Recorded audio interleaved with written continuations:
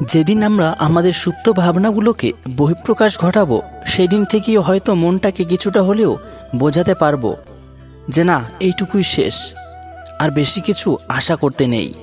So hi hello everyone, welcome back to a new another vlog video. আশা করি তোমরা সকলে ভালো আছো। তোমাদের ভালোবাসায় আমিও অনেক ভালো আছি। তো চলো আজকের ভিডিওটি শুরু করা যাক।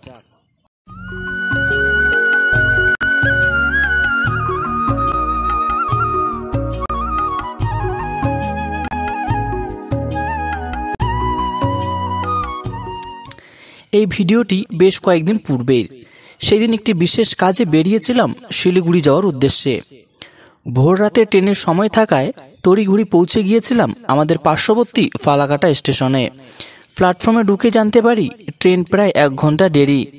কি আর করা যাবে, তাই সেখানে বসে ওয়েট করতে লাগলাম। আমি জানি না ট্রেনে উঠলেই বসে যাওয়ার থেকে কেন জানি আমি দাঁড়িয়েই বেশি কমফোর্টেবল ফিল করি, যদিও দূরপাল্লার ক্ষেত্রে ইচ্ছা করলেও ব্যতিক্রম ঘটে। আমাদের দেশে যত ধরনের ট্রান্সপোর্টেশনের ব্যবস্থা রয়েছে সব থেকে ট্রেন জার্নিতেই সর্বনিম্ন খরচ হয়। সকালবেলা দুরন্ত গতিতে ছুটে চলা ট্রেনের মধ্যে দাঁড়িয়ে বা বসে থেকে বাইরের দৃশ্য দেখার এবং মৃদু হাওয়া গায়ে লাগানোর যে ব্যাপারটা, সে এক ভিন্ন অনুভূতি। লোকাল ট্রেন বলো আর এক্সপ্রেসই বলো, স্টেশনে দাঁড়ানো মাত্রই হকারদের হাঁক, চাওয়ালাদের হাঁক, নানান ধরনের রঙ্গতামাশা ইচ্ছা না থাকলেও লক্ষ্য করতেই হয়। এই ট্রেনটি অর্থাৎ কাঞ্চনজঙ্ঘা এক্সপ্রেস ট্রেনটি ফালাকাটার থেকে এনজেপি যেতে প্রায় 5টি হল্ট নেবে, আর এই 95 কিলোমিটার কভার করতে সময় নেবে প্রায় 2 ঘন্টা। আমাদের ট্রেন কখনো জনবসতি, কখনো ফাঁকা মাঠ, কখনো চা বাগান, আবার কখনো ভরা বাজারের মাঝ দিয়ে তার নিজের গতিতে ছুটে চলেছে। চলতি পথেই গা ঘেঁষে দুরন্ত গতিতে ছুটে যাচ্ছে কত দূরপাল্লার রাজধানী এক্সপ্রেসগুলো।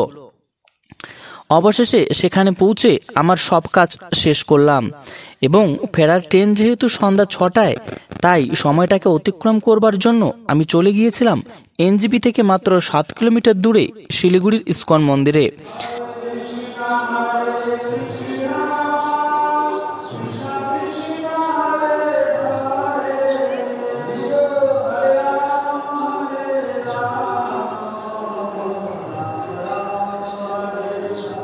আহা, কি যে শান্তি! কি করে যে তোমাদেরকে বোঝাই। যেই নামে ঘর ছেড়েছে নিমাই, যেই নামে বিভোর ছিল নদিয়াবাসী, সেই নাম। সত্যি মন ভালো করার মতো একটা জায়গা। ভিতরে ভিডিওগ্রাফি অ্যালাউ না থাকায় ভেতরের অপরূপ দৃশ্য তোমাদেরকে দেখাতে পারলাম না। বেশ অনেকটা সময় অতিক্রম করেছিলাম সেদিন সেখানে। তো আজকের ভিডিওটি এইটুকুই। দেখা হচ্ছে নতুন কোনো ব্লগে, নতুন কোনো জায়গায়। ততক্ষণে ভালো থাকবে, সুস্থ থাকবে।